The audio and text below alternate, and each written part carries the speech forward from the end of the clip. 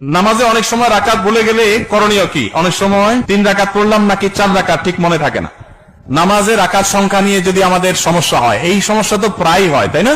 আজকাল যে পরিমাণ দুনিয়া ঠান্ডা, নামাজের রাকাতের হিসাব মনে থাকে না। তো রাকাত সংখ্যা নিয়ে যদি আমার ঝামেলা হয়, মনে না থাকে, তাহলে আমি কি করব? আমি দেখব যে আমার কোনটার দিকে প্রবল ধারণা জাগে। 3 রাকাত আর 4 রাকাত দুটা নিয়ে সন্দেহ হচ্ছে। আমার বেশিরভাগ মনে হচ্ছে 4 রাকাত, তাহলে আলহামদুলিল্লাহ 4 রাকাতই আমি ধরে নিব। আর যদি বেশিরভাগ মনে হয় 3 রাকাত, তাহলে 3 রাকাতই আমি ধরে নিব। প্রবল ধারণা যেটা হবে সেটাই আমি ধরে নিব এবং শেষে সিজদা সাও দিয়ে নিব। আর যদি আমার 3 এবং 4 এর মাঝখানে আমি দাঁড়ায় থাকি, 50-50, 3 এর দিকেও মন আগায় না, 4 এর দিকেও মন আগায় না, 2 এর দিকেও মন আগায় না, আবার 3 এর দিকেও মন আগায় না, এরকম যদি হয় তাহলে কমটা ধরে নিব। পরিষ্কার হাদিসে নবী সাল্লাল্লাহু আলাইহি ওয়াসাল্লাম নির্দেশনা রয়েছে ব্যাপারে। যেমন 3 আর 4 নিয়ে যদি ডাউট হয় এবং 50-50 থাকেন, মাঝখানে দাঁড়ায় আছেন, কোন দিকে মন টানে না, তাহলে আপনি 3 ধরে নেবেন। 3 ধরে নামাজ শেষ করবে, শেষে সিজদা সাও দিয়ে দিবেন, বাস নামাজ হয়ে যাবে ইনশাআল্লাহ। সমাজে কিছু মানুষ বিপদে পড়ে এনজিও গুলো থেকে লোন নিয়ে বিদেশে যায়, জায়গা ক্রয় করে অথবা ঘরবাড়ি করে।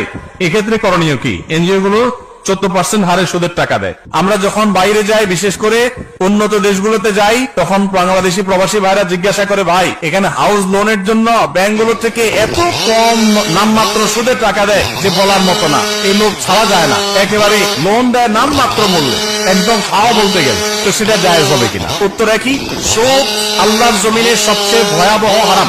সুদের চাইতে ভয়াবহ হারাম আর কোনটা অন্য কোন হারাম খেলে আল্লাহর সঙ্গে, আল্লাহ রাসূলের সাথে যুদ্ধের শামিল না। সুদের ভয়াবহতা এত বেশি, সুদের কারবার করার আল্লাহ রাসূলের সাথে যুদ্ধ ঘোষণা দেওয়ার শামিল। এজন্য ভাইরা, বিদেশি এনজিও গুলো বা দেশি অনেক এনজিও আছে যারা গ্রামে গ্রামে সুদি লোন দেওয়ার জন্য তারা হন্যে হয়ে মানুষ খোঁজে, আছে না নাই? কিস্তিতে টাকা দেওয়ার জন্য হন্যে হয়ে থাকে। আপনারা একটা জিনিস খেয়াল করবেন, আপনার অন্য কোনো বিপদে তাদেরকে পাবেন না, কোনো বিপদে তাদেরকে পাবেন না। আপনার ছেলেটা অসুস্থ, তারা আপনার ছেলেটাকে নিয়ে সেবা করে চিকিৎসা করায় দিছে কোনো স্বার্থ ছাড়া, এগুলো নরমালি খুব একটা পাবেন না।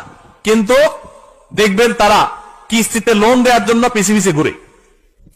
কারণ এরা জেনে হোক আর না জেনে হোক শয়তানের দোসরের ভূমিকায় অবতীর্ণ হয়েছে। এই সুদের জাল গোটা পৃথিবীতে বিছানো হয়ে গেছে। গোটা পৃথিবীর অর্থনীতি দাঁড়িয়ে আছে সুদের উপরে। আমরা বক্তব্য দিচ্ছি, কিন্তু আমরা জানি যে আমাদের আষ্টে পৃষ্ঠে সুদ আমাদেরকে ঘিরে আছে।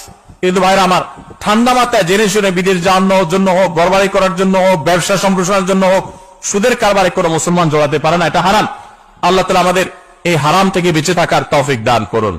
সুদের টাকা দিয়া অনেক কিছু করে ফেলতে পারেন, কিন্তু সুখের মালিক আল্লাহ তাআলা। তিনি আল্লাহ তাআলা আপনাকে এই হারাম দিয়ে কখনো আরাম দিবেন না। এজন্য সুদকে না বলার মতো ইমান শক্তি থাকতে হবে।